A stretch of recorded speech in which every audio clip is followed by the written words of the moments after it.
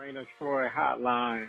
Alicia, Michael, what's going on? We know you have takes. We have takes. I'm actually surprised that your rant line, rave line, whatever, isn't completely full. Why can't we just win a game? Can I blame Michael Castillo for this? Can I blame Bob Connolly for this? Could I put on a zebra shirt and just go out there? Scratch, claw, up against the wall. Can't explain what I'm feeling right now, guys. I can't believe it. Let's open up that rave line! Woohoo! Oh, I can't believe USC is undefeated in the SEC. Wait, we're in the Big Ten. What's our record? Oh, no!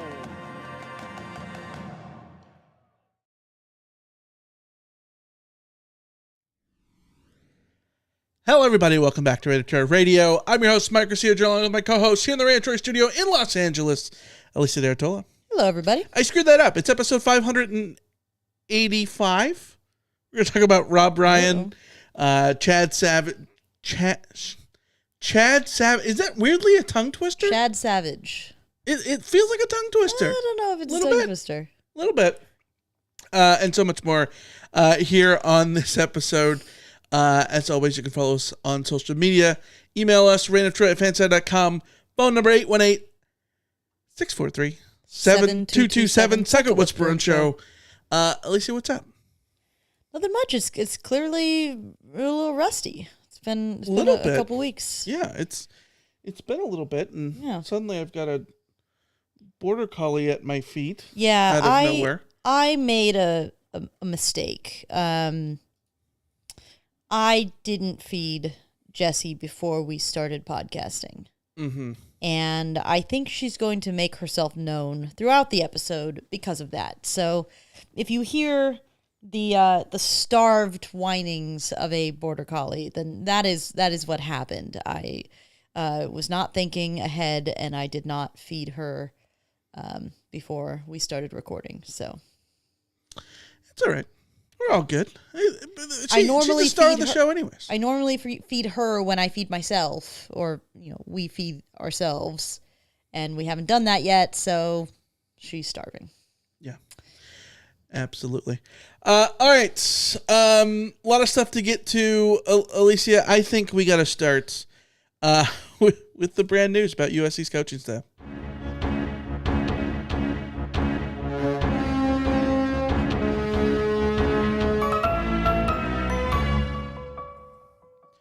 All right, Alicia, we begin by talking about Danton Lynn really quick. Reportedly, USC has fought off interest from the State University of Pennsylvania, Penn State, for Danton Lynn's services as their defensive coordinator. SC has extended Danton Lynn. How much of that do you think was, contract negotiation stuff? How much of it do you think of SC's the spot that he wants to be? All that kind of stuff. I think that considering the fact that Penn State is his alma mater, I don't think it was completely just contract negotiation stuff. I think that certainly helped to ensure that he got a contract. But I would guess that, if your alma mater comes in and says they want you to be their defensive coordinator, and I think you got to sit there and consider it at least. And the fact that he was willing to come back to USC, I think speaks very well on all sides, because that Penn State was going to go out there and give him an offer that was going to be, worth taking the lateral move. And USC in times past wouldn't necessarily have pulled out the money, pull out the wallet to make sure that he stayed. And his willingness to stay, his willingness to take a contract extension speaks to as enticing as going to your alma mater might be, as enticing as it might be to go look at where Penn State is and where USC is and what Penn State might compete for next year and what USC might compete for next year. They're not quite in the same realm, but he clearly believes in the project and is ready to sort of see it through. And I would also imagine, if I'm obviously not Danton Lynn, completely different human beings, and I can't speak for him, but I would I would wonder if, jumping around from job to job 1 year at a time isn't necessarily the greatest, lifestyle situation for somebody, for their family, for all of that. So, it's exciting that we're going to get to see another year of Danton Lynn, and good on USC for making sure that was the case, because there's certainly a world where they might not have. Yeah, absolutely. I think that, you look at what SC did last year, how much they improved on defense, and I think the finger has to go to Danton Lynn for all of his, impact there, right? Like, SC was better as a tackling team. They were better schematically. They were better a million different ways. They did the little things right. They weren't perfect. Defense is really hard to play in college football. Mm-hmm. And I thought they played just about as well as you would expect in a transition year for them to be. So, good thing for SC to keep Danton Lynn as its defensive coordinator. But they have a new defensive coordinator, a new person who has been a defensive coordinator, not USC's new defensive coordinator. That is Rob Ryan, 62-year-old brother of Rex, going on 40 years of experience. Most recently, he was the senior defensive assistant with the Raiders. SC's press release really talked up his work with Max Crosby. Take that for what it's worth. Rob Ryan, of course, most famously the man in the face of an incredible viral GIF, which we're going to get to in a couple minutes. But most famously, the defensive coordinator of the Raiders, the Browns, the Cowboys, and the Saints. Won a couple Super Bowls with the Patriots when he was the linebacker coach back in their first dynasty, when he was the linebacker coach coaching Willie McGinnis, USC greats. Your thoughts on Rob Ryan? I did not see that coming at all. I think that we were sort of trying to dig through any possible names that could be connected to USC and the linebacker job. And, even as late as the linebacker job was being drawn out, you started to think, well, maybe are they trying to target somebody who's currently coaching in the playoffs in the NFL? And then that's why, or in the college football playoff, and that's why they haven't made the hire yet. So I was sort of thinking of all different kinds of names, and then Rob Ryan, who fits none of those parameters, just comes out of nowhere. I think this might be the most random hire that USC has ever made. Can you think of a more random hire that USC football has ever made? A more random hire? Like, not just out of nowhere, but would never have even possibly been on the list of people that I could even begin to compile, that went down deep to the end of the earth, would not be on that list. I think that's a good shout. We had talked about there were rumblings about SC could make the hire soon. We had wondered who it could be. And then there was a day where you came into the studio. I was playing video games or something, probably, most likely. And you're like, well, SC made the hire. You're never going to guess who it is. I'm like, okay. And you're like, it's somebody, it fits the bill with what SC has done the last couple of years. Someone who is overqualified, but someone you will never guess. Yes.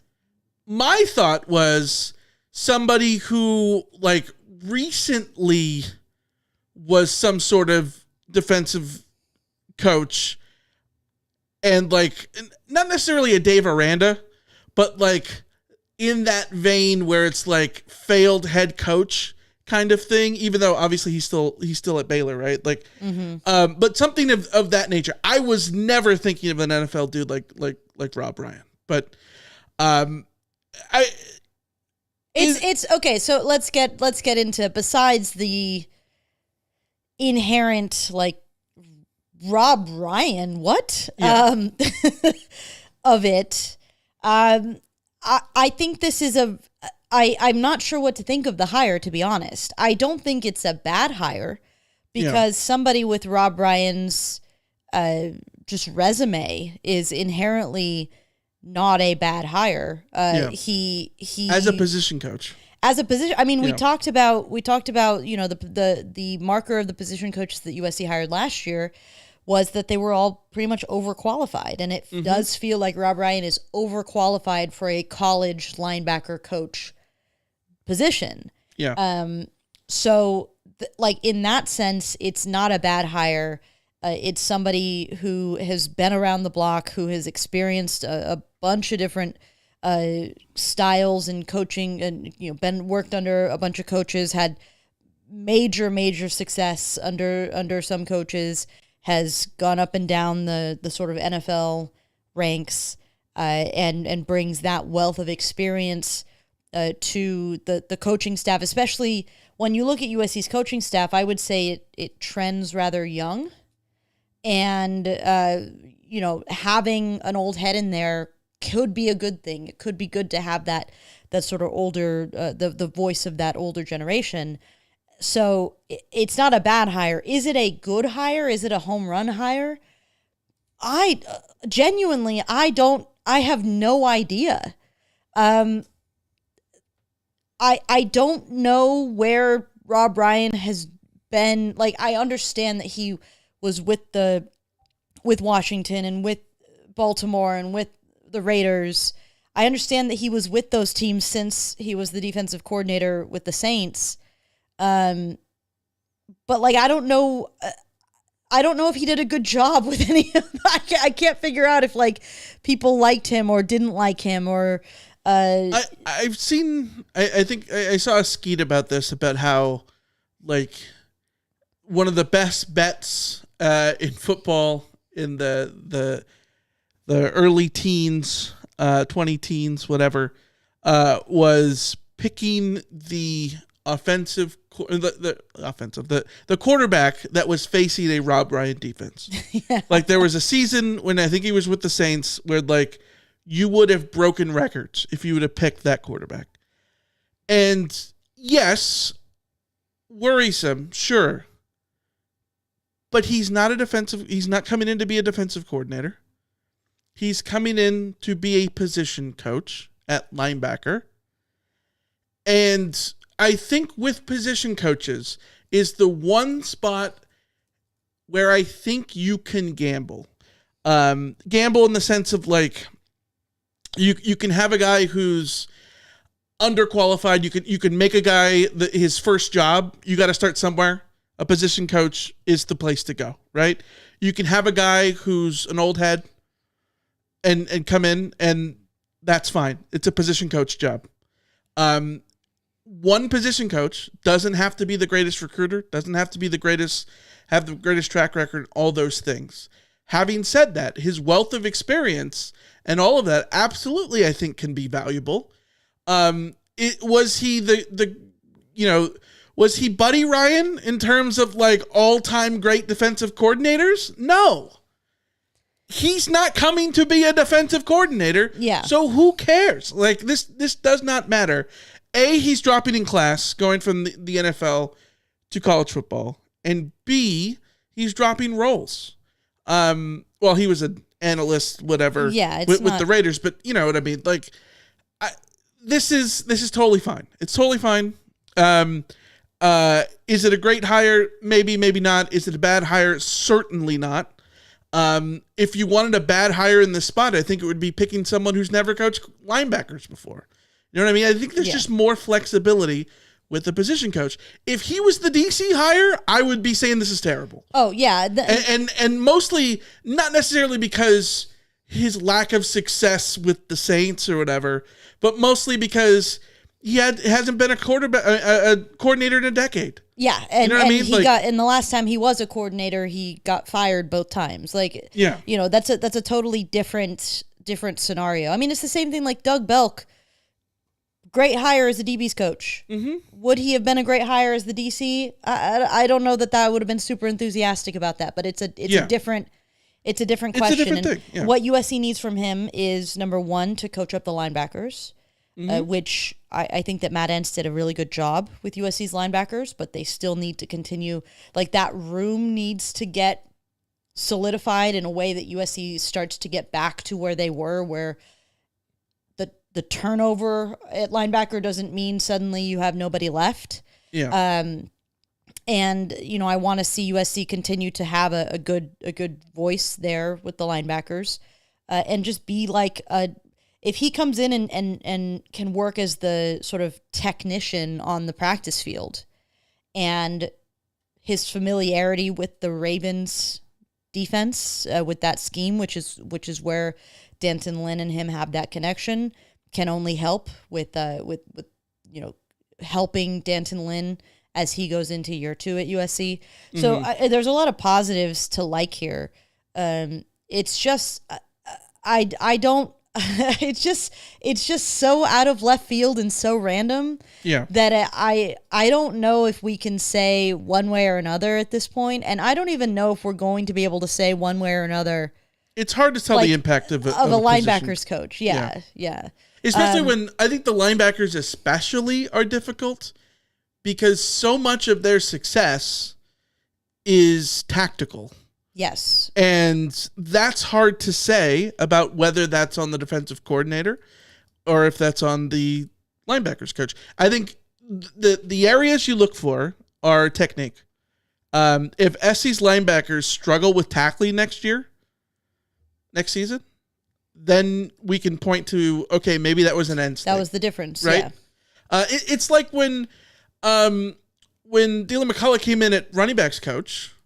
Why did we think that he was a success? Because we saw a stark contrast in the style of running from the running backs. Like, they all started to run through trash and do all the technical things that were different.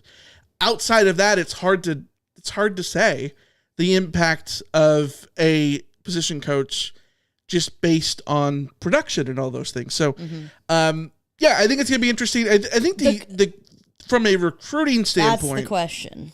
I don't know how much you need him to be a great recruiter. You don't. But I think it absolutely gets helped by the fact that he can just walk into a room and just throw a couple Super Bowl rings on the table and be like, all right, do you want to come? Because SC's already got that with Eric Henderson. He's got a Super Bowl ring. Who else has a Super Bowl ring? I don't know who else has a Super Bowl ring. Either way, does Danton Lynn have a Super Bowl ring? I don't believe so. No. So that stuff that'll be interesting. Yeah. The kids these days, I don't think know Rob Bryan. In a I don't think they were what 4 when he was the defensive coordinator. They won't remember him on the sidelines of NFL games, but. Right. But at the same time, like you said, you walk in a room and you say this guy has 2 Super Bowl rings, is part of a one of the great coaching families in football, and brings that sort of that level of cachet. Now the question, obviously, from the recruiting side, and also just like the coaching side, is that can he relate to the players of this current generation? I think that's a decent question. I don't know that coaches need to relate so much as they need to find the voice that connects. Yeah. So like, you don't have to go out there and like be doing the slang to these guys. That's not actually gonna work. You just need to find a way to figure out how to What are you make talking them. about?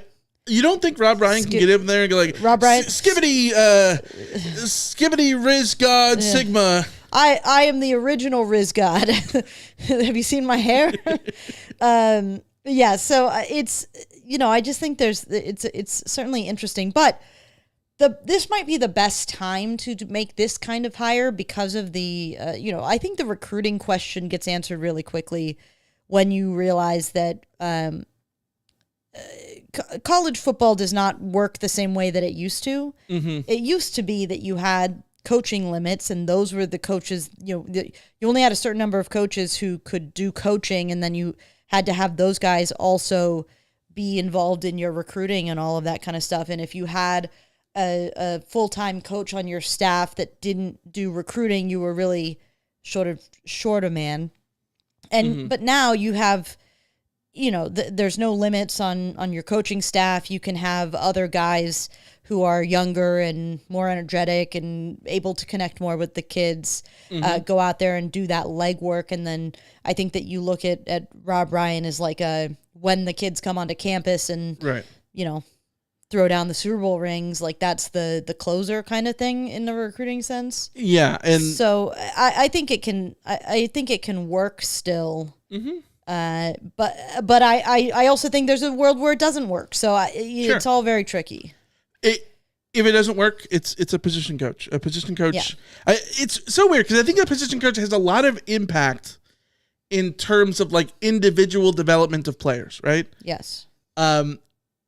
But it's difficult to say what the impact of that means on the collective output of the team per se.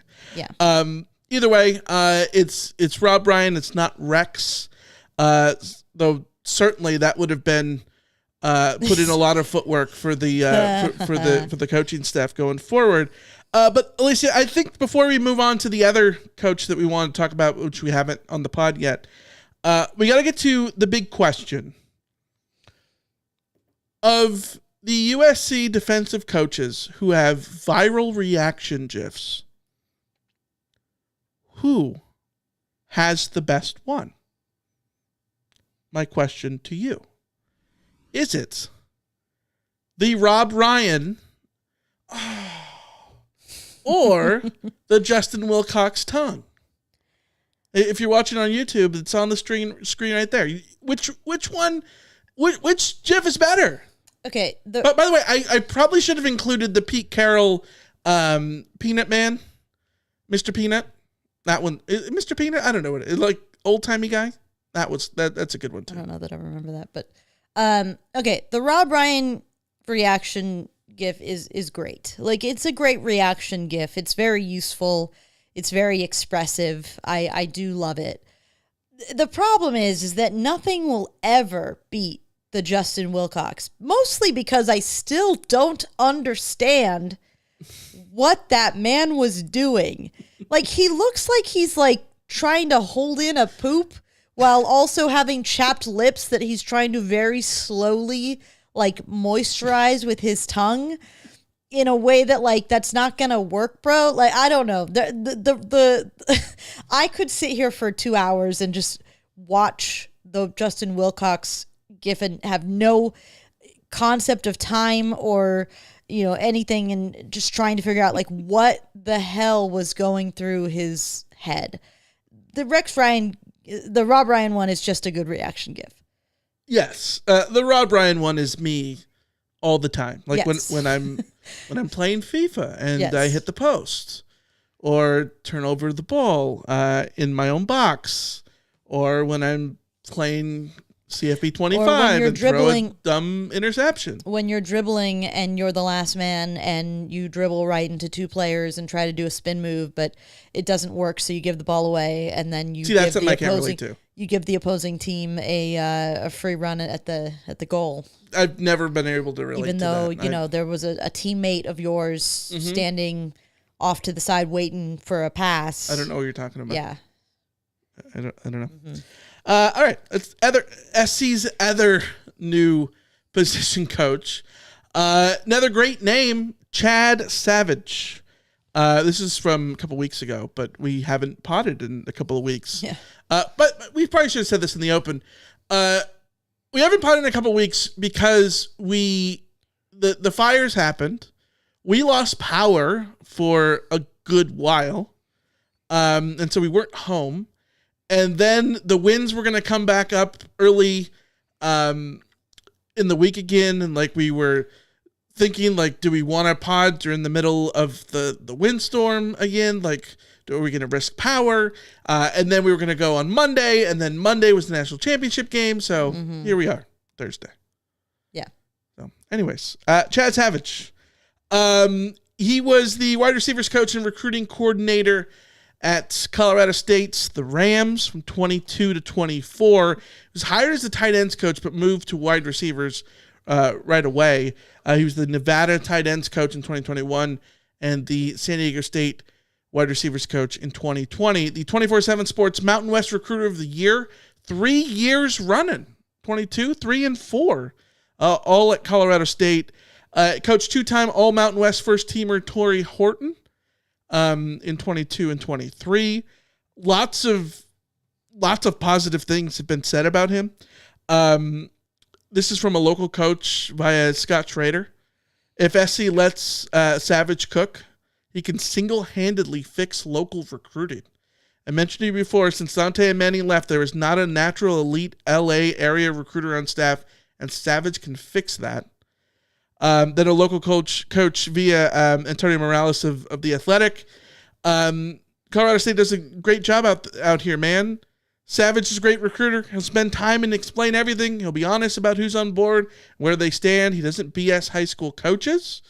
And then Morales also talked to another coach who said, to me, Savage is one of the best recruiters. The Athletic asked 7 local coaches which assistant is impressing the most on the recruiting trail. 3 of the 7 named Chad Savage. That seems good, right? Yeah. I mean, just the further down the rabbit hole you go, the more praise you see for Chad Savage as an assistant coach. I mean, he clearly is one of those recruiters who very naturally connects with the recruits and also with the coaches. I think that's kind of big because there've been rumblings over the past few years that local coaches have felt maybe ignored a little bit by USC's coaching staff. And the fact that Chad Savage is somebody who keeps up those relationships with the local coaches, connects really well with the players, has done a good job in his role as a position coach as well. He's not just a total recruit guy who doesn't know how to coach. It seems like he has some ability as a coach as well. The recruiter of the year stuff speaks for itself, especially when you consider that this is Colorado State. The Mountain West is a G5 program, but there are much, much, much easier places to recruit in the Mountain West than than Colorado State. So he, really up there. I mean, the Jordan Ross, who signed with them, I think last year, he was a 4-star wide receiver, the first 4-star to ever sign with Colorado State. Wait, the first 4-star period or the first 4-star receiver? The first 4-star period. That seems insane, That's right? At least what The Athletic said. You'd think they'd have 5-star, a first 5-star, sure, yeah, I would buy that, but they've never had a 4-star? Apparently not. And wow. And so Ross, this was in The Athletic, he said he's a young coach so he can connect with young athletes like me. He shows loyalty, love, and dedication. He doesn't let anybody down. He treats everybody the same. That's what I love about a coach. And Warren, the head coach at Warren, which is, I believe, where Ross was, Kevin Pearson, he's one of the guys who's the realist. Even with the coaches, I can call him anytime. It can be a Sunday night at 10 p.m., and he's a grinder. He does things the right way. So, we talked about with Rob Ryan, it's hard for us to gauge where he fits as an assistant coach. It's just very, what kind of influence will he have? I think you go in and you look at Rob Ryan and you think what you want from this hire is on the practice field and in the meeting rooms and in the sort of strategic sessions and in the film study and all that kind of stuff. That's where you want Rob Ryan to have his influence, right? With Chad Savage, this feels like a home run hire in the sense that you have somebody who comes in and takes over recruiting. It takes over a position group that I think we have seen already did very well under Zach Hansen, and they're sort of set up, and hopefully you can continue working with that. But more than anything, he addresses the single number one biggest issue, the biggest gap that USC had on their recruiting, on their coaching staff, which was being that Dante Williams level super recruiter, particularly in the Southern California area. So answering that question feels like a huge deal for the program. It just feels like such a savvy move to go and pick up a guy who already has so many connections in the area. Would you say it's savage? Savage, yes. Yeah. Yes. All those things are great to hear. Absolutely. He's from San Diego. He played at Linfield College in San Diego, so he's got local ties. All the local coaches talk about him, like you said. And you're right. Like, I think there are places where, like, if you told me that a recruiter at Fresno State, San Diego State, or Boise State was able to recruit at a high level, I would sort of buy it more so than Colorado State. Although, like, there's tiers to this, right? Like, there's a spectrum. Like, Colorado State, I would expect to pull in more talent than New Mexico. Right. But less talent than Fresno State, because Fresno State has more access to California recruits, all that kind of stuff. But yeah, I think it's going to be big for recruiting. We'll see how that goes. We talked about it before when it came to Dante Williams. Like, you have to do both, right? You have to be able to recruit and you have to be able to coach. The defensive backs were not good with Dante Williams around. So it almost didn't matter that he was getting 5-star recruits, because if you get a 5-star recruit and you can't coach them up, then what is the point of that, right? Like, you want to be able to do both. And Chad Savage seems like somebody who can do both, which is absolutely a big coup for Lincoln Riley. I also think it's interesting just him getting high. This could just be a function of his background, which is wide receivers and tight ends, where Zach Hansen his background was offensive line and tight ends. It's notable to me that they have hired him as the tight end and inside receivers coach, which originally, when Lincoln Riley came, there was the inside receivers coach, and then that they didn't fill that specifically, I think, after they moved Luke Heward to quarterbacks coach. I believe that Zach Hansen was just the tight ends coach, so they didn't have an inside receivers coach last year. I'm curious just sort of how that'll work functionally in terms of the involvement of tight ends in the passing game, or if we're going to just see USC do more of the, like, what happens with the slot guys, or... Well, this is what's interesting is, like, we talked about it in the Graham Harrell days, right? That Drake London essentially was a tight end. Yes. In the sense that he was a slot guy. He was an air raid tight end. He was an air raid tight end. He was a slot guy, at least at the beginning of his career, the first 2 seasons before he really was sort of the main guy in 2021, right? But the first 2 seasons, he was basically a tight end the way that they used him as a Jimmy Graham type guy. Yeah. Who was just lined up outside all the time. But outside is still inside in terms of being a receiver. So I think it makes sense to put the slot guys and the tight ends sort of together. Where it gets interesting is if you had like a Wes Welker type of slot guy is way different than a Drake London. You know what I mean? Yes. But yes. Anyways, SJ says the audio's kind of cutting in and out. I hope it's better. If anybody else is having audio issues, we're not seeing issues on our end. I don't know. If it continues, let us know. But all right, let's turn the page to talk about the state of Troy. There were highlights from Jen Cohen's State of Troy that she put out as season athletic director. The Trojans plan to use all $20.5 million in revenue sharing while, quote, maximizing our investment in USC football. Quote, championship programs require championship resources. That's a bar, as the kids would say. It's a bar, but I did think for a second about the phrasing mirroring the high. What is it? What was it? High profile athletes require high profile monitoring. A little bit. Something like that. But no, I think the big headline there is that, this is going to be a big change in college football and college sports, that teams are going to start having a pool of revenue sharing that they can use to allot money specifically from the school to players. And the school gets $20.5 million across the board to spend, I believe.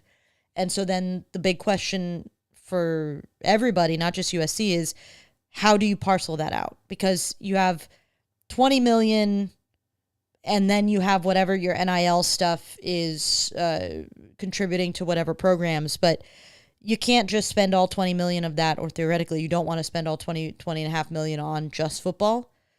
But I think there have been times at USC where that would have been doled out in somewhat of an equal stake to a bunch of different programs in the athletics department. Mm-hmm. It would seem to me, reading Jen Cohen's words here, that she seems to understand that football is the most important program at USC in athletics, and that football's success allows all of the other athletics programs, basically funds everybody else. And the emphasis on football, therefore, makes a lot of sense when it comes to spending that money, doling that out, figuring out how everything's gonna fit. I think there have been a lot of complaints from USC fans about where football stands in the importance to administrators at USC, the people at the highest levels of USC. And I think that from the get-go, when Jen Cohen was hired, we were told and we were made to understand that she's a football gal. Like, she gets it. Football is the thing. Right. And this pretty much is part of that, just sort of a highlight of how we're going to see that continue to play out. Yeah. She loves the game. She was, sideline Jen or whatever? Yeah. Was the thing. Her son plays at Montana, right? Mm-hmm. Montana? Yeah. All right. Before we get to talking about players, I want to talk about players that you can pick over at Underdog Fantasy. Alicia, oh dear, wrong button. Where is it? It's this one. Hold on. There we go. Underdog Fantasy.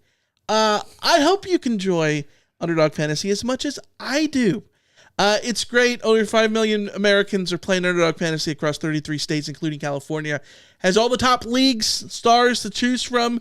Everything from the NFL, NBA, NHL, college football, of course, even though that is complete. Esports is on there. You can go make your picks for esports. Think your favorites will go higher or lower than the stat projections in yards, touchdowns, catches, boards, dimes, any of those things.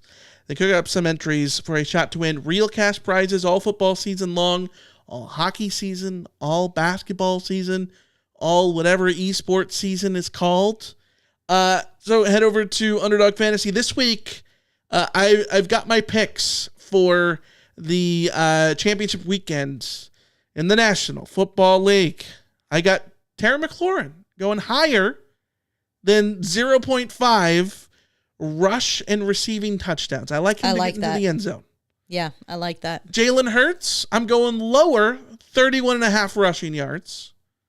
I don't like that. Here's my dumb logic. Hear me out. The Commanders, they have to defend Jaden Daniels every day. Maybe they'll be better at stopping a running. It's my pick. Gotcha. You don't agree with me? Go to Underdog and make your own pick. Travis Kelce, wrong one, wrong beard, higher than 6.5 receptions. It's the playoffs. Mahomes goes to his bread and butter. 100%. And then the last one, I've got Juju Smith-Schuster. You ever heard of him? I have. Yeah. I think his name used to be John. John Smith. I think it technically is still John Smith. Yes. On his driver's license, probably. Yeah. Higher, 0.5 first half touchdowns. Wow, that's a getting bold one. I'm getting bold, that's baby. bold. Yeah.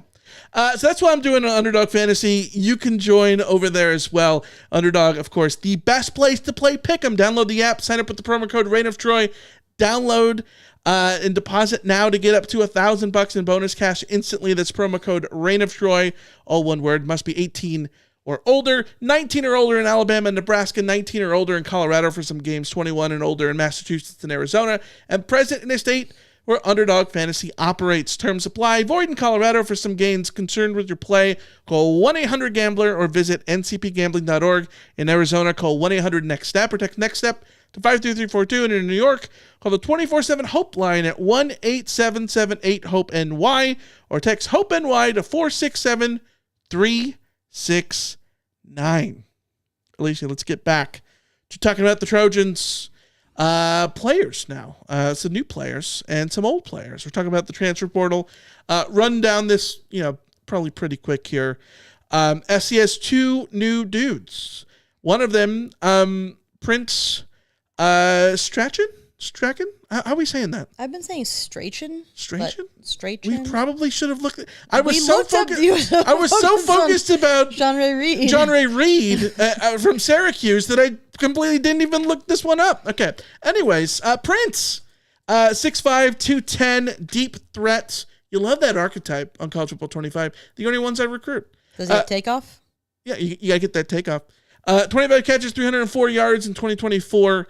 Had 274 yards the year before. PFF grade 63 this season, 65.8 last year. Is that good? I don't know how to read grades from PFF. It's not good.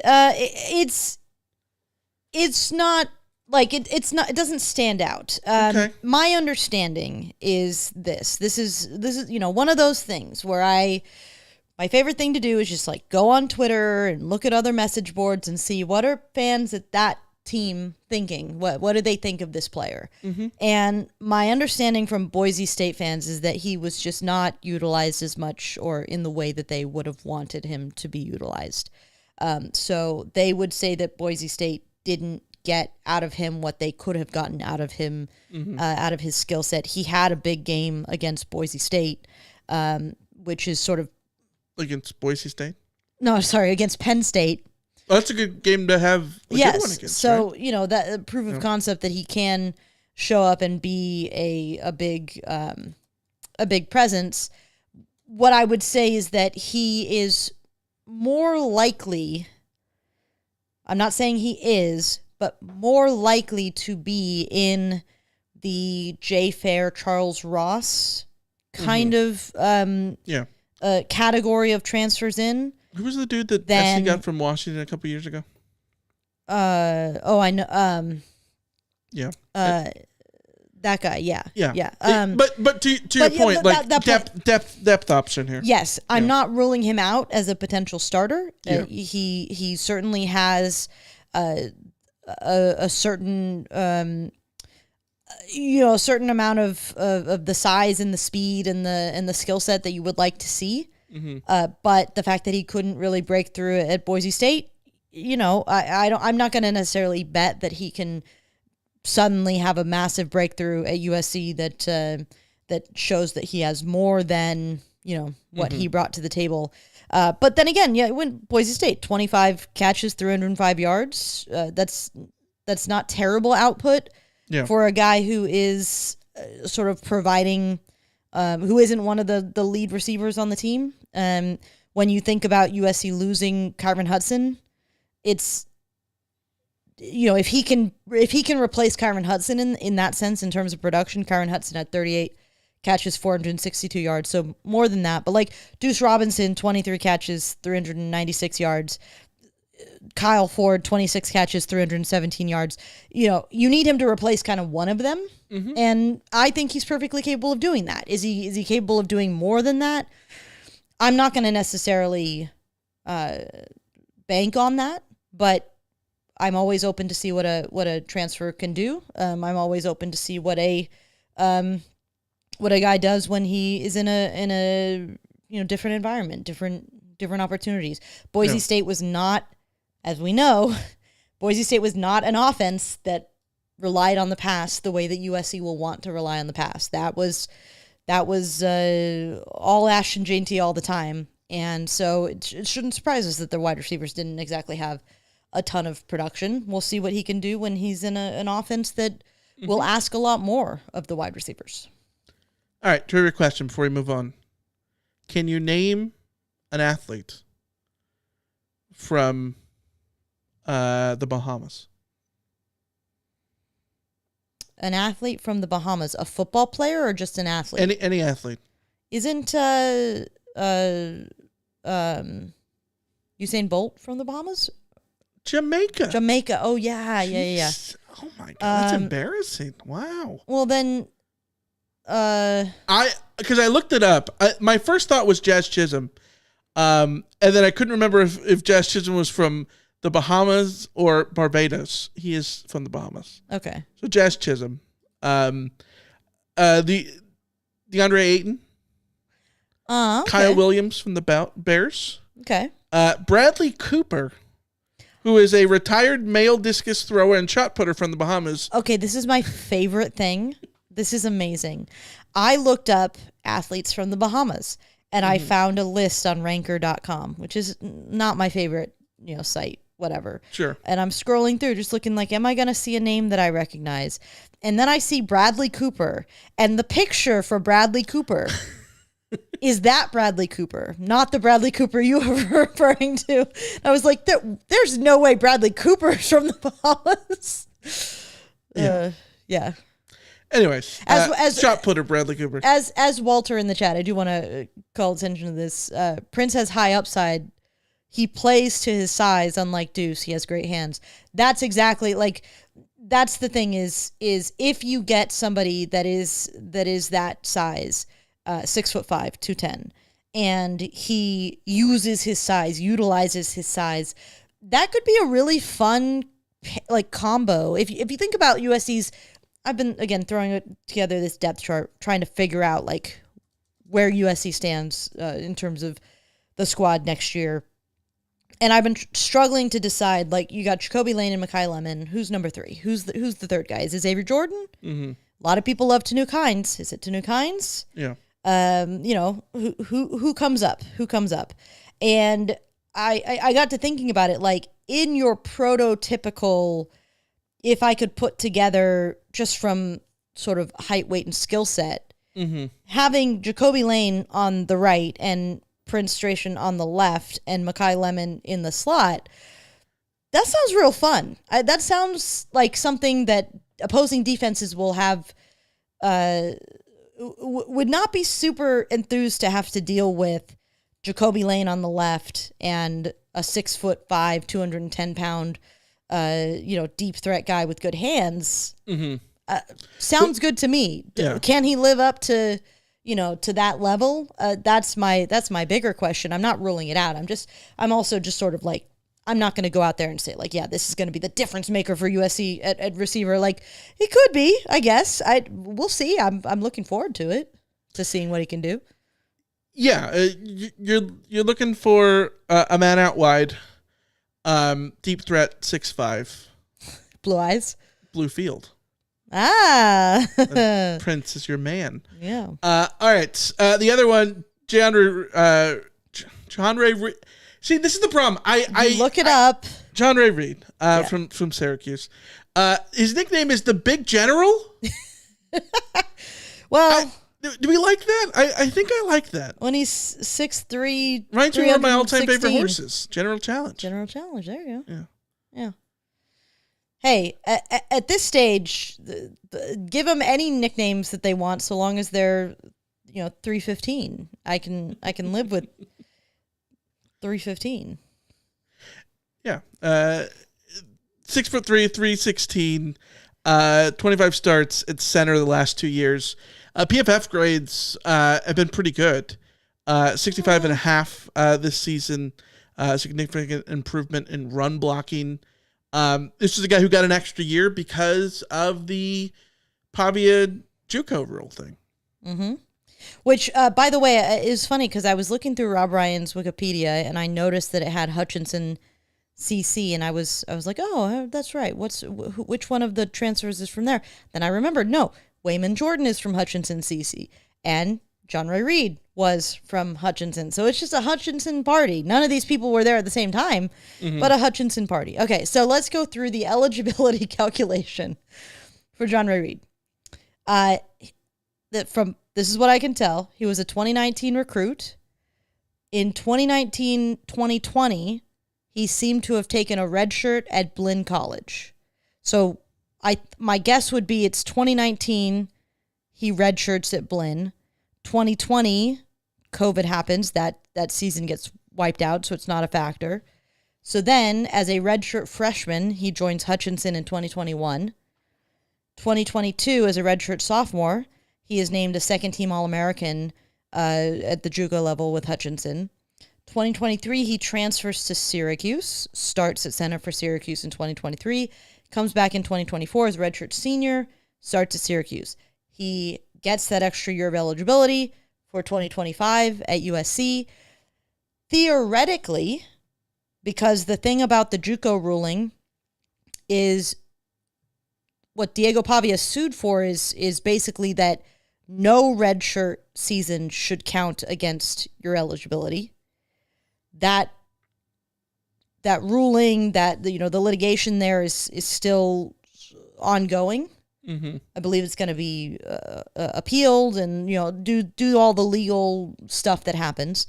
So the NCAA just to put a lid on this year has said that everybody from the JUCO ranks gets 2025, gets that additional 1 year. But theoretically, if they followed the letter of like the Diego Pavia stuff, the second JUCO year should also not count, which would mean theoretically all of these JUCO guys that spent 2 years at JUCO could get 2026 as well. I'm not saying he will do that or that he will want to do that. It's a long time to be in college. You might want to go try your luck in the NFL. You might want to go pro in something other than sports. But as it stands, USC gets a very veteran center to come in and plug and play to replace Jonah Monheim, and that's really, really big. He wasn't, one of the best centers in the ACC last year. He was, I think, sort of solid this past year.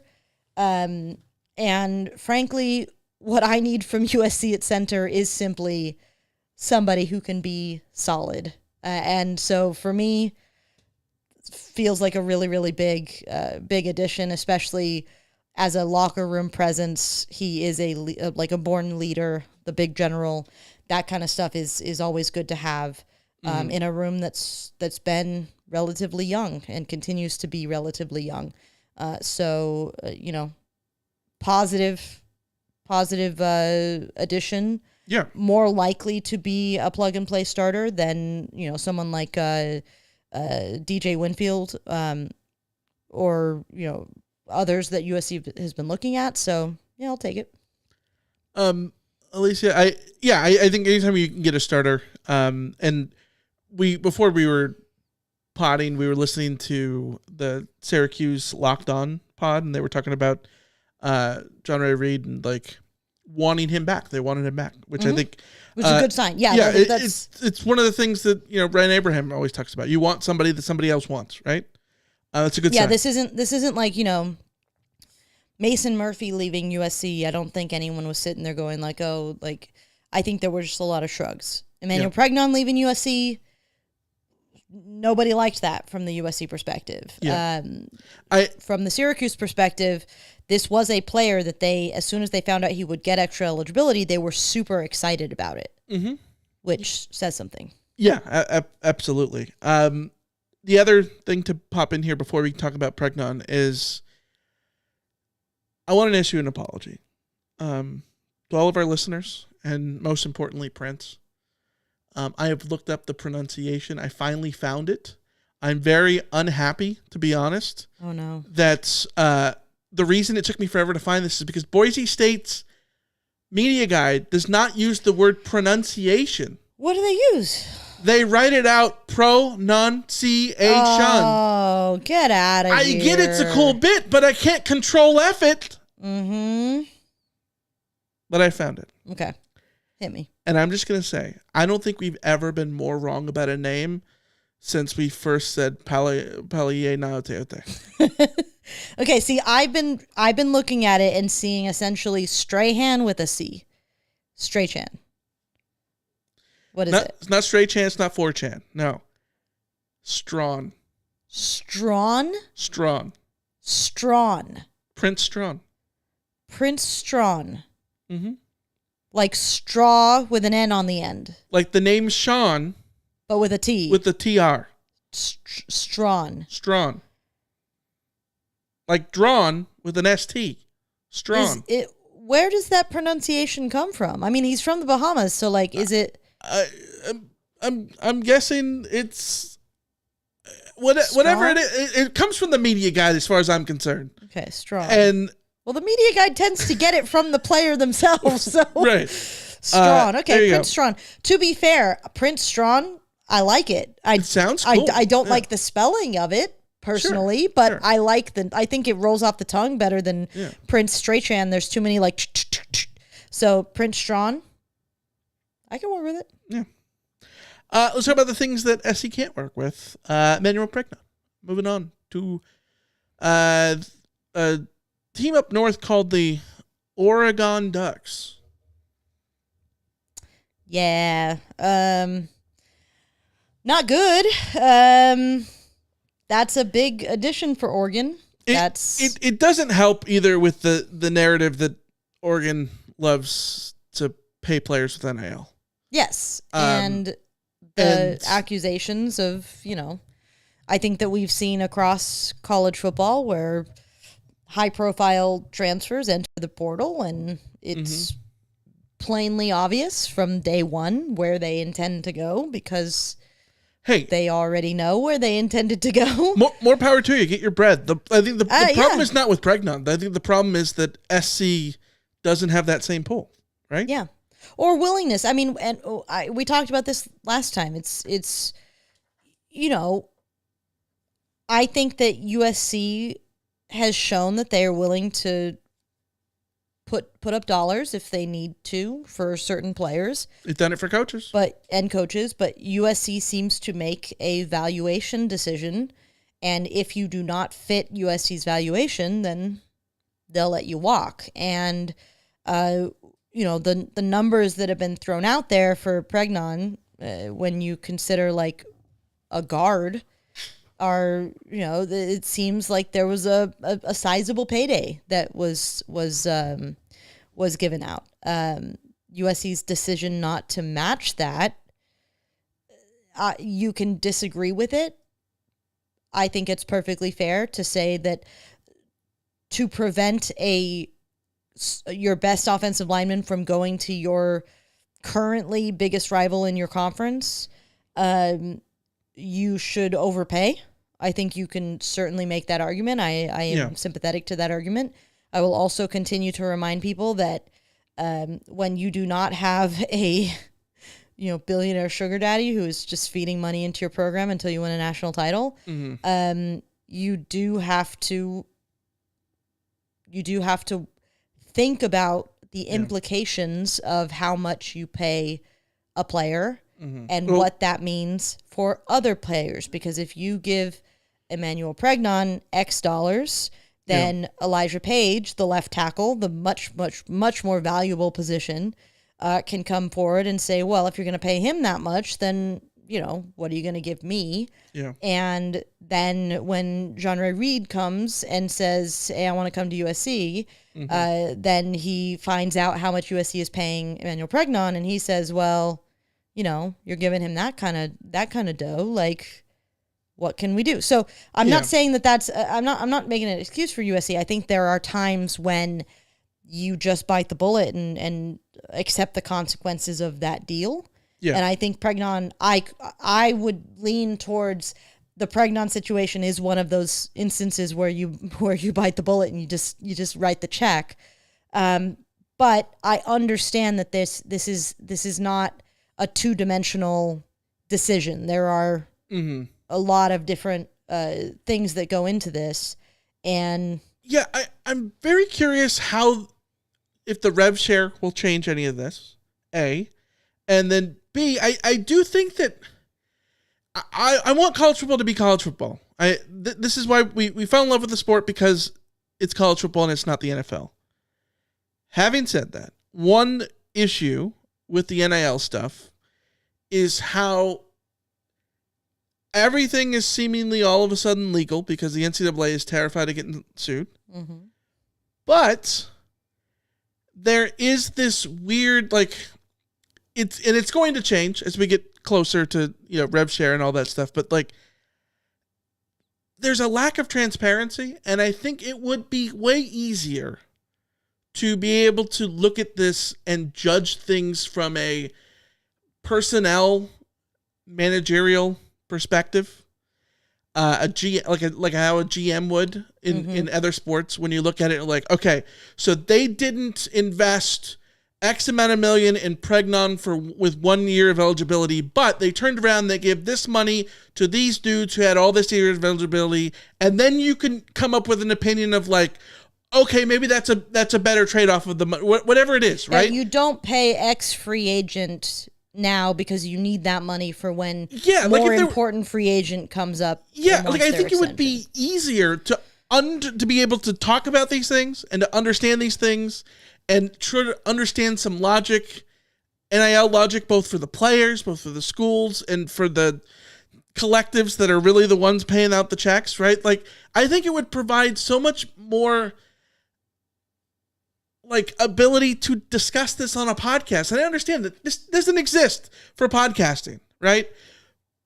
But it's annoying how all this stuff is just like, what else can we say then? Well, Oregon has a lot of NIL money, and SC has a lot, but not that much. And so Oregon pay money, Oregon get player. You know what I mean? Like the transparent lack of transparency is reductive to the conversations because they just breed the same thing repetitively. The other thing, you said SC doesn't have a billionaire sugar daddy. They do, but he's busy paying millions and millions of dollars for private firefighters to protect a shopping mall. I mean, so yes, this is true. Other news, Elijah Hughes to Notre Dame, your alma mater. By the way, sorry. We will get to that momentarily. Sorry. Say sorry to my brother. Thoughts about this? I am sad that any defensive linemen are leaving USC because I just feel like USC needs all the defensive linemen they can get. I kind of understand where Elijah Hughes is coming from though, because USC has now brought in two players that we imagine will be immediate starters potentially in Jamal Jarrett and Keyshawn Silver. They have other guys like Carlin Jones and Jakeem Stewart and coming through. They're going to want to get playing time too. So how much playing time would there really be for Elijah Hughes? I would argue there would be because of injuries and all of that kind of stuff that happens. But I understand anybody who wants to go and figure themselves out. Will he start at Notre Dame? I don't know about that either. So. Losing a player that Notre Dame wants, as a school that always has a good defensive line, that's I think is an endorsement in how good of an upside Elijah Hughes has. Yes. Elijah Hughes, absolutely one of those names along with Sam Green that's like, don't want to lose that guy. Yeah. At the same time, it's not professional sports. It's not exactly the same thing, but you gotta give to get. In terms of roster and playing time and all that kind of stuff. Losing Hughes and Sam Green sucks, but SC has brought in a lot of guys on the defensive line that bring in Jakeem Stewart like you talked about. So I think that balances out. If it all ends up being even Steven, maybe, but we'll see. Yeah. Gino Quinones to Fresno State. Good for him. Hopefully he gets an opportunity with the Dogs. Good place for him to be, I think. I would have liked to have kept him around personally, but again, it's another one where I would have wanted to keep him around as a depth piece, and I understand if a player doesn't want to be a depth piece. He's been here since the John Robinson era, so Yeah. That he now wants to go sure that he gets his opportunity, I think is a good thing for him. Yeah. DeCarlos Nicholson was in the portal and then out of the portal, and then he's back with JUCO eligibility. Yeah, there was a question of him getting that JUCO eligibility. We had sort of assumed he would, and then there was sort of silence. Went into the portal. Clearly, USC made a play to get him back, and now he's back. And now USC has some good veteran depth and competition for a starter at corner, which I love.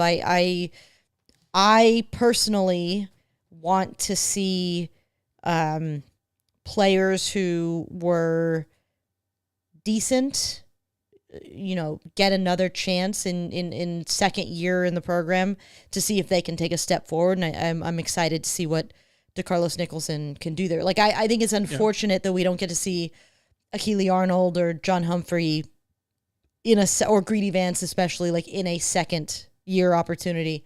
Getting to see DeCarlos Nicholson do that is exciting, super exciting. I think Greedy Vance could have been really, really good. Greedy Vance would have been a baller if he could have stayed. 100%. Yeah, absolutely. All right, let's get to the mailbag. You've got mail. All right, let's. We got some questions over on the Discord. Let's jump into those. We've missed some in the last couple pods, and I feel bad that we've missed those. So, Samuel, North Carolina, earlier this month said, should SC target Jaden Rashada as a quarterback option for 2025? No. Quick answer. Quick on the draw. No, Jaden Rashada has not worked out in multiple places now for a variety of reasons, but I am wary of players who are sort of leapfrogging their way around the portal. I think that would bring some drama to the program that the program doesn't need. And I think that, I think it's been signaled pretty clearly that Lincoln Riley is in on Jaden Mayava. They bring in Sam Heward as that depth piece, Jake Jensen replacement that we expected them to bring in. But the way I see it is that USC was never going to bring in a quarterback whose name you recognize because they were playing football recently. Like, it was always going to be a Sam Heward type. So, no, I would not have gone with Jaden Rashada. Yeah. No, I agree. This year, I think last year was so much better in terms of portal quarterbacks. It's stark, the difference between the last 2 years and this year, which arguably you could say is unfortunate for USC because I would be on board with going somewhere. I would be on board with bringing somebody else in, but when realistically, if we're talking about this, like, Miller Moss is one of the best quarterbacks that was in the portal, and USC is letting him go. Like, they're not gonna. Right. There was never going to be. There just were not quarterbacks out there who fit that, like, go get, must get kind of guys, except for, in my opinion, John Mateer. And John Mateer was only ever going in one direction. So, yeah. I'm just, this is just a, I'm going to say it, like, Carson Beck being the best quarterback to transfer this year is pretty dire. Oh, I didn't realize that Fernando Mendoza is going to Indiana. That's a great spot for him. Oof. That's awesome. I would have taken Mendoza. I would have taken Carson Beck. I would have taken Mendoza. I don't know. I would not have paid $4 million to get Carson Beck. No, so but absolutely remember, not. it's what do we say about polls? Multidimensional. Yes.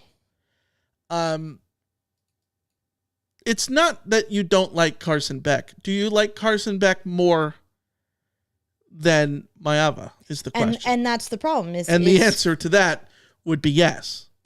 Yeah, but not for $4 million. It's not your money. No, it's not my money, but USC does seem to. Unless you're contributing to a collective, then it is your money. Yeah. But yes. I would have taken Fernando Mendoza. Is Fernando Mendoza a better quarterback than Jaden Mailava? If Jaden Mailava, yes, as he was coming out last year, was in the portal now, yes, where would Jaden Mailava be in this mix? I think he'd be. Jaden Mailava would be around where like all of the like Mendoza and Kromenhoek and Malik Murphy and Connor Wegman, like he would be in that mix. Yeah, but. So how much of the SRS distribution in Las Vegas Bowl do people watch? Did you only watch the fourth quarter, or did you watch the first three? Counterpoint. And I was thinking about this, and it's trust me, I hate this. This is here we go again, guys. Here we go again. The question of how many wins would USC have had if Will Howard, if they had followed through with the Will Howard thing and brought in Will Howard, who did very well with Ohio State. Mm-hmm. How many of the SC games do you flip because strictly of quarterback play? See, I think Minnesota and Maryland, one or maybe two. Minnesota, Maryland, and Washington, I think, are all potential wins. Oh, you're right. Because of the turnovers that I didn't think of Maryland. The turnovers, and you could argue Penn State, because again, the issue with Miller Moss was he was doing a fine job relative to what was available to him, except he was at his worst in the last 2 minutes.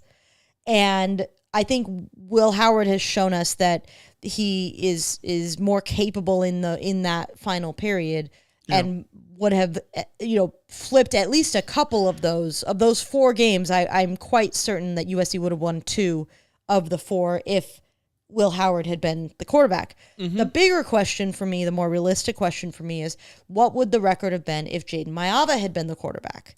And I would again say it's very, very hard to know, because again, we saw what Jaden Mailava looked like I think Will Howard replacing Miller Moss in a hypothetical is so much more straightforward, because to me, you're just replacing the sort of like playmaker element at the end, and you benefit from that over Miller Moss. Yeah. Replacing Miller Moss with Jaden Mailava is so not straightforward, because Jaden Mailava changes the start to finish of all of those games in a way that is completely unpredictable. But my lean to say that it wouldn't change much at all. I think that, because if you say that maybe SC loses the LSU game with Mailava, yeah, maybe they win the Maryland game with him. That's exactly what I was going to get at. Is I think yes, you probably win a couple of Minnesota, Maryland, and Washington, but you also potentially lose LSU and Wisconsin and Nebraska and UCLA. Like, all of these things happen. But then again, I was thinking to myself, okay, while I was thinking about like, why is Lincoln Riley riding with Jaden Mailava? One explanation is he's looked at the quarterbacks available and said, nobody's better than Mailava, and there's no point in bringing in somebody new when we can keep Mailava and have Hassan Longstreet be ready to go without drama of adding somebody new with all of this kind of stuff. That's certainly, I think, like my scenario number 1 in terms of why I think that USC is riding with Jaden Mailava. The other side of Jaden Mailava is, objectively, Jaden Mailava was 3-1 as a starter, with the one loss to a Notre Dame team that USC did more offensively against their very good defense than anybody else in the country. Went undefeated. Craig Krenzel went undefeated. Yes, no, but my point being is that if you are looking at it and thinking like, you can lie to yourself that the 3-1 record is because of him. Yeah. But he was 3-1. Like there's no getting around that. He led again. He threw 2 pick sixes against Notre Dame, so it's not like he didn't contribute to the Notre Dame loss. Right. But where he was effective, he was very effective. In a way that was sort of higher ceiling than Miller Moss ever seemed to show. Right. So if I'm Lincoln Riley and I'm a quarterback guru and I'm looking at, looking at Jaden Mayava through the I can fix him eyes, I see a lot of things that I can really work with. And if I just get him to not throw those 2 pick sixes against Notre Dame, suddenly I have a quarterback who's undefeated in his starts. So I think that there's an element where if I'm Lincoln Riley and I'm looking at Jaden Mayava versus the quarterbacks that were available in the portal this year, including Carson Beck, who was a literal wreck at Georgia, where he had a good offensive line and a good running game and good receivers and good defense, and he was a total wreck. If I'm Lincoln Riley, I'm like, well, put Carson Beck on USC this past year, and I don't think Carson Beck does significantly better than what USC got out of their quarterbacks this year. So, all of this is a long way to say, I get it. I think that if this was 2 years ago and the quarterbacks that were available in the portal 2 years ago were in the portal this year, I think that Lincoln Riley probably has a different, goes forward in a different way. But the available talent in this class of transfer portal quarterbacks doesn't really move the needle. So you might as well go with the guy who's already been in your system for a year and you can keep working with him. No, rather than starting over. I can see that argument. I don't have to agree with it. I can see how you could be there. Absolutely. I would have taken Mendoza. I would have taken a couple of the other guys. Okay, but let's be honest. I would have taken Mendoza because Mendoza, like Diego Pavia, is just one of those guys who's like a gamer. Sure. He reminds me of like Jake Haener but here's in the the sense that is he a great quarterback? Well, I don't know about that, but he's a damn gamer. So.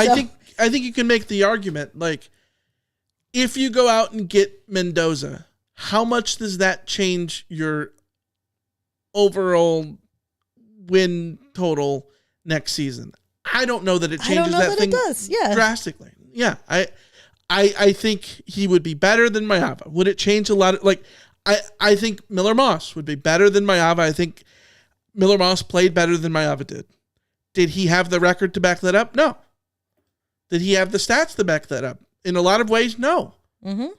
I still think he played better, but again, we're comparing things that all in general we would say no to if there was the type of quarterback that you would expect an SC to have, a Will Howard, a Caleb, a Darnold, Cam Ward, a big playmaker that you would expect to be, one of the top 10 quarterbacks in the country kind of thing. Mm-hmm.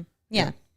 And that's definitely, that's not Jaden Mayava. Certainly not at this point. He'd need to take a big leap forward, which is certainly possible. It's, again, just like with the Prince. Saw Longstreet's ready to go. Strawn. Prince Strawn. With Prince Strawn, I'm not going to rule it out. I'm not going to, bank on it. But I think that I understand sort of the potential that you can buy into. Samuel also asked, thoughts on the increased California visits. The staff has been making 164 high school visits so far, according to the LAFB network. Your thoughts? The emphasis on local recruiting it's clear that somebody heard the complaints about the local recruiting. I would not be surprised if that somebody was Jen Cohen. Here's my thing, though. I don't want to be the wet blanket. Yes, I think you need to recruit better locally. But the answer really is you just need to recruit better, right? Period, yes. And so, I worry that there can be an overcorrection to local recruiting and putting all the eggs in the basket of going all in on, focus on the PR issue of not recruiting well locally to the point that you are missing guys that you would have gotten who would have been impact players elsewhere. When the reality is, just find the impact players. Nobody cares where they come from if you win games. Obviously, in a perfect world, you'd love if you could stock up with a whole bunch of 5-stars who were local kids and all good players. Counter to that. the local kids are deemed good enough by Alabama, Miami, Texas A&M, Notre Dame, Penn State, Ohio State. For sure. Like Oregon. Like, to me, I think that if you were in Utah or Arizona or, some Oregon, even Washington, the push for local kids could be detrimental in the way that you're describing. No, 100%. When you are in the heart of Southern California, SC has lost guys that they could have absolutely used. That is not the case. And I think it's not like that the local kids are bad. No, the detriment here is that USC is letting these local kids walk to the other big programs, losing them to the other big programs, and that shows that like the quality available to USC in their backyard is plenty good enough for USC to put more focus on the kids in their own backyard. That's not to say that USC isn't going to go out there and try to grab guys from other states. But I do think we've seen from the USC perspective that putting the level of focus that USC has had on other states has been a little bit of a double-edged sword because, you can get the commitment from that kid from Georgia. Can you keep the commitment from that kid from Georgia? It's harder to keep the commitment from him than it is from the kid who grew up in LA. Their whole family is USC fans. They grew up in USC jerseys, and the no-brainer of coming to USC is just a lot easier to lock in. They grew up being a Darius Rogers fan. Yeah, they were big on Darius Rogers, exactly. So like in that, and as a kid, I used to watch Fiona tell him about like he was so incredible. Yeah. But so in that sense, I think that it's correct to do a reset and an understanding that just because you have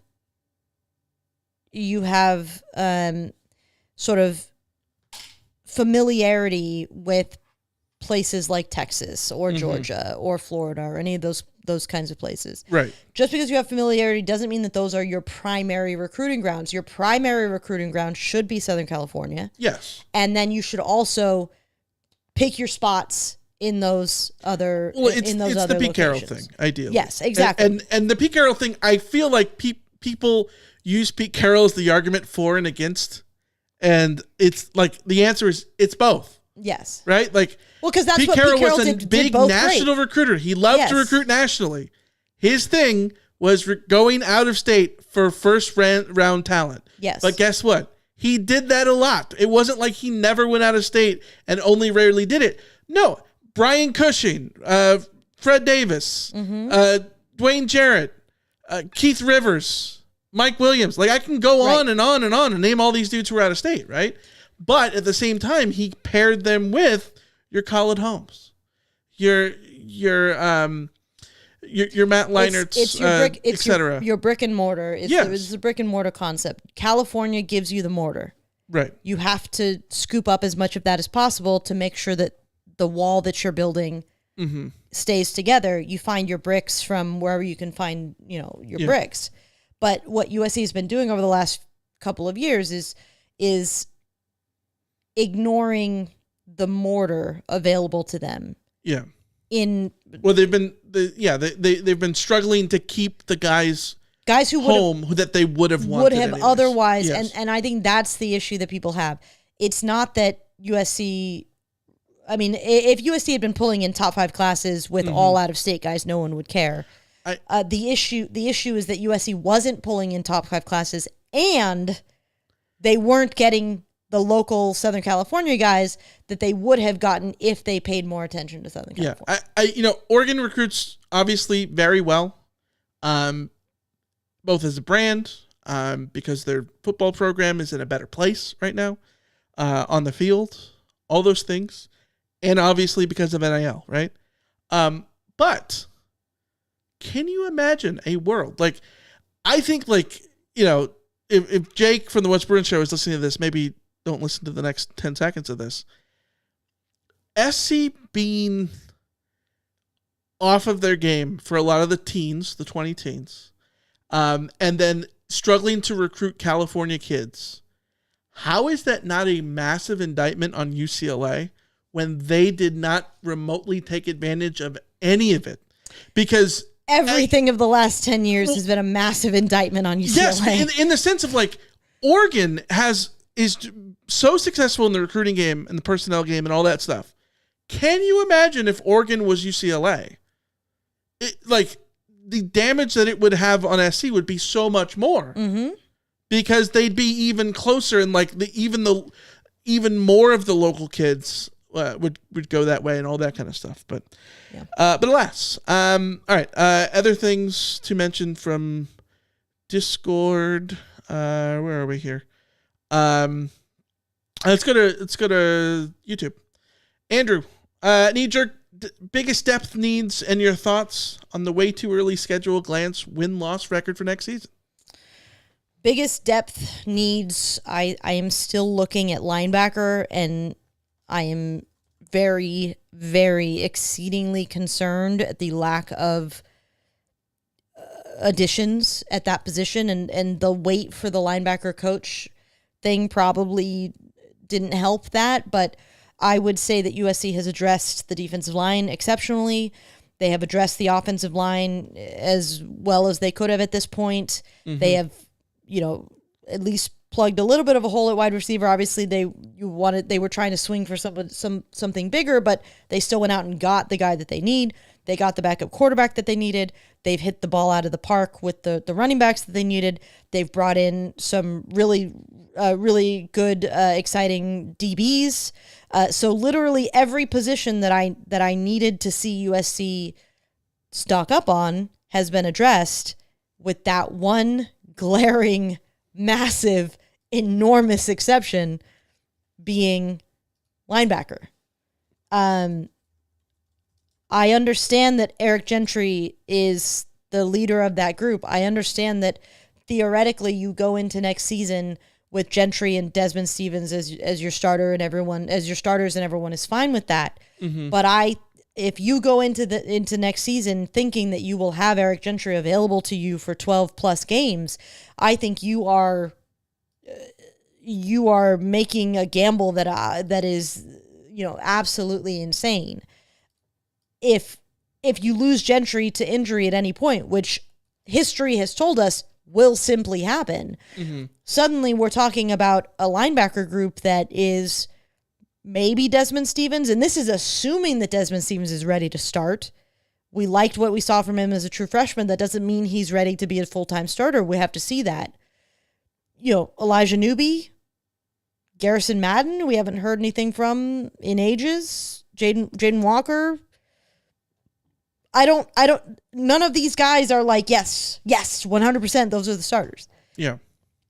I think you can't go into the season, even if you were saying, yeah, Gentry, Stevens, those are our guys.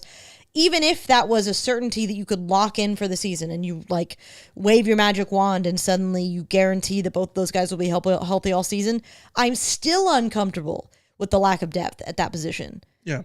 So even if you needed to make an addition like the Prince Strawn addition or the DJ Wingfield position or the Sam Heward, like even if you needed to bring in one of those kind of guys, I would feel much, much better. But like we're sitting here on January 23rd and there has not been a linebacker added to this group, and that makes me deeply uncomfortable.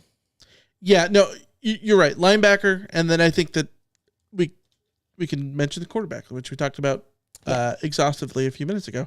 Yeah, I agree, and I think that when you look at the second part of Andrew's question is way too early glance at win-loss record. You pull up the schedule, and there are only two, it's a schedule that favors the Trojans. There are only two games that I think you can ink in losses. Obviously, you hope that that's not the case, but whatever. Two games that I think that just assume that they're losses. Assume that SC is losing to Notre Dame. Assume that SC is losing to Oregon. In Eugene and South Bend. Yeah, both on the road. Yeah. Go into the season assuming those are losses just to keep your sanity, right? Yeah. Everything else ranges from will win to should win to very well could win. You know what I mean? Like Missouri State, they're going to beat Missouri State. They should start 4-0. They should start 4-0. Missouri State, Georgia, Southern, at Purdue, Michigan State. They should win all 4 of those. They should be 4-0. At Illinois is a tough game on the road. Winning on the road is hard, and it's a ranked opponent on the road. That could absolutely be a loss. But keep in mind, that's one of the tough games on the schedule. Again, we're ignoring Oregon and Notre Dame for the time being because we're just assuming those are losses. So you got Illinois. Then you come back at home 2 weeks later to Michigan, to face Michigan at home. That is a game that SC can win, absolutely can win. I would say Illinois and Michigan, you should be able to split those two. You hope you win 2. If you split those 2, I think it's fair to say that you could split the 2. Is that fair? Just being very, very conservative and basic here. Yes, I think that would. I think if right now, if you gave me a split, if you gave me USC is 5-1 coming out of that Michigan game, going into South Bend, I would feel fine about that. Yeah, I would say that would be like, I think the over under on SC's first 4 games, well, realistically probably be 3.5, but like because 4.5 would be. Yeah. Maybe it is 4.5 though. Like, yeah, they should. The first 5 games, first 6 games, like they should be 5-1. Yes. At worst, they should be 5-1 the first 6 games. Yes. If they are 4-2 going into South Bend, something has gone wrong. Yes. If they are 6-0, great. If they are 5-1, salvageable. Yeah. Then you lose at Notre Dame the following week. Obviously, it's a playoff team, very hard. Again, assume you're going to lose. Then if you win, then you feel even better. Then it's at Nebraska, Northwestern, and Iowa at home, and then UCLA at home. Question. Yeah. When was the last time USC played fewer than 3 games in the month of October? It's probably more recent than you think. Only 2 games in October is wild. Yeah, it was especially because 5 in November. Yeah. Weird how the calendar works that way. Absolutely. But yes, it's strange to look at. So at Nebraska, home to Northwestern and Iowa and UCLA.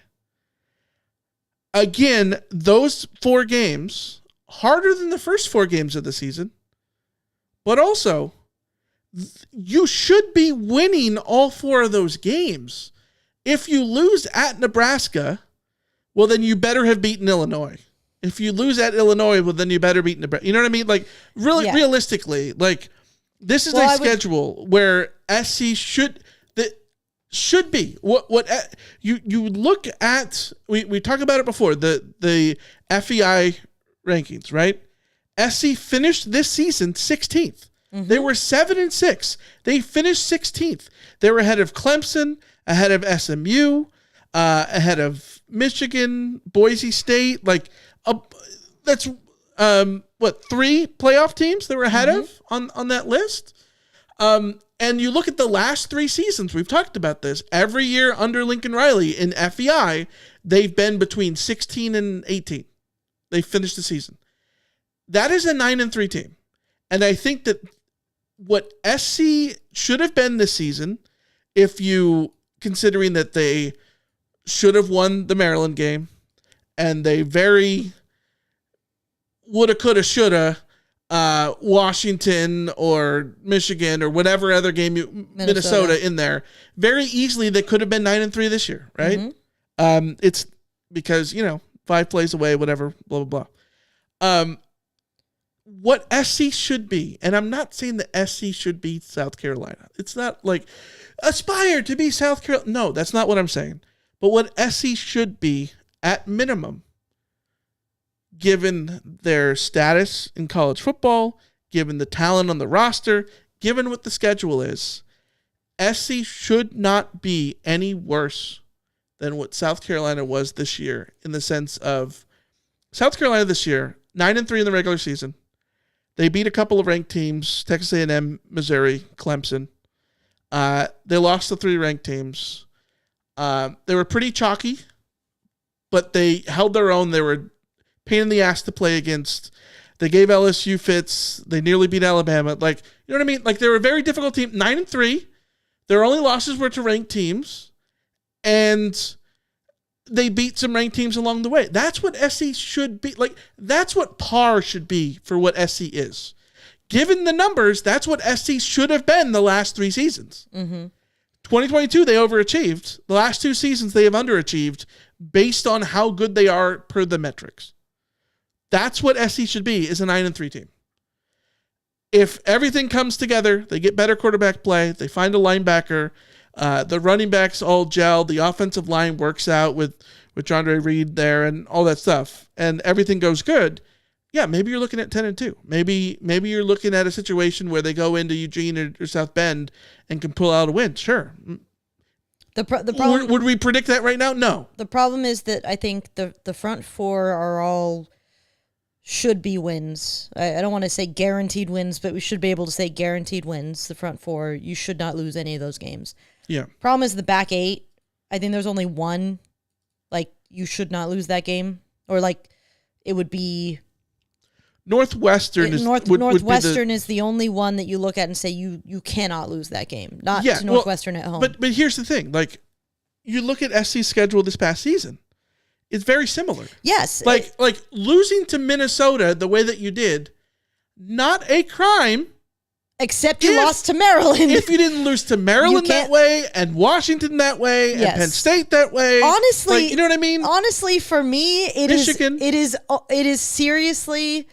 It is Maryland, because I understand how you lose to Washington in the rain, all of that kind of stuff. Do I think they should have beaten Washington? Yes. Do I think they should have beaten Minnesota? All the other teams had a pulse, but Maryland. But when it comes down to it, yes, there was, I'm not going to say no shame in losing those games, but like the shame level to losing road games, Michigan, Minnesota and Washington, FEI is 20th. Yeah.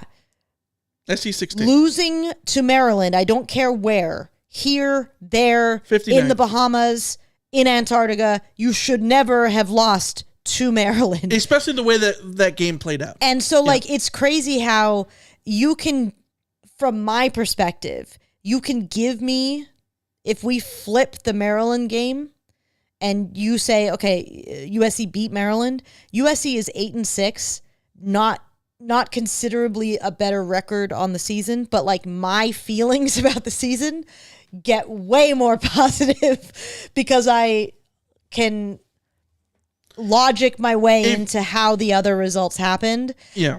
The Maryland one is the unforgivable one. If they beat Maryland and Washington, Washington's 46th in FEI, then all of their losses would have been to teams in the top 25. Yes.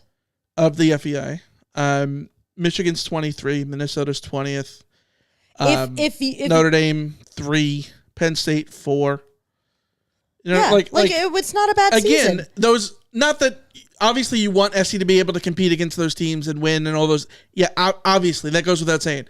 It's that you didn't embarrass yourself. Yes. And the Maryland game is the one that you embarrassed yourself with. Yeah. Yeah. So.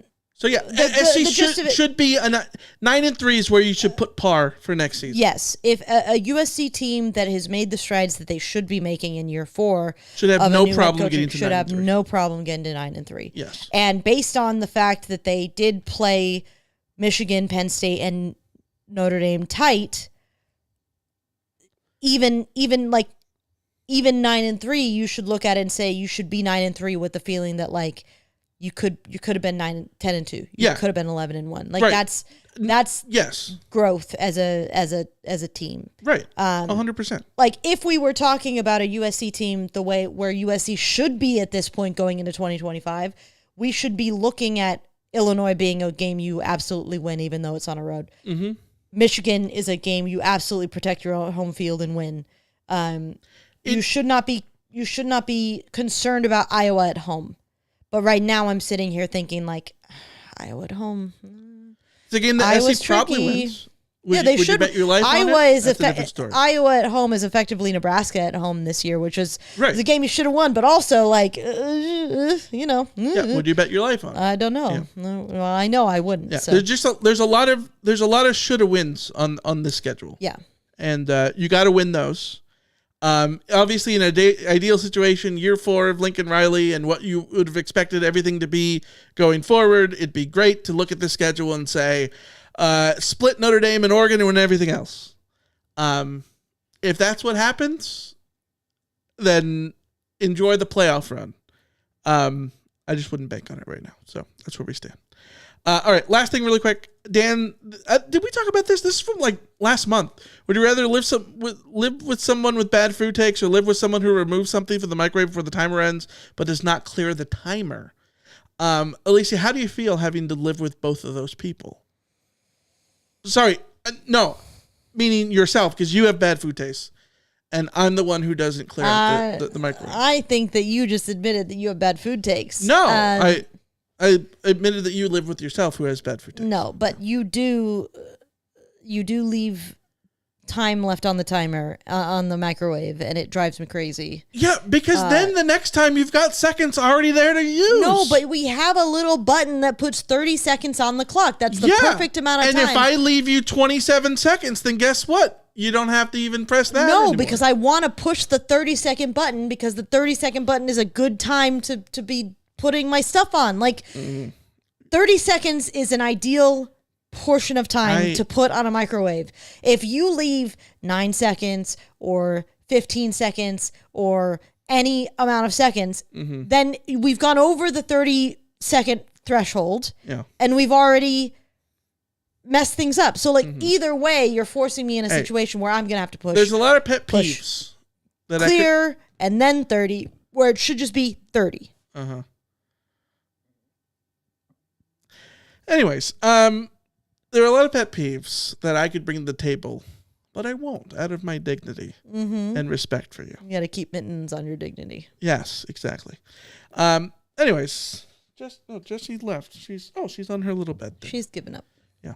All right. She's got to get FOOD and get DIN and ER, and we have the GO. So we will be BACK next Wednesday. We're moving to Wednesdays. Let's say Wednesdays at 4:00. Wednesdays at 4:00. Yes. Yeah. So that way we can still go to dinner and stuff afterwards. So Wednesdays at 4 p.m. Pacific, going forward. So until then, we will see you. Thanks. We appreciate you, and we'll see you next time. See ya. See ya.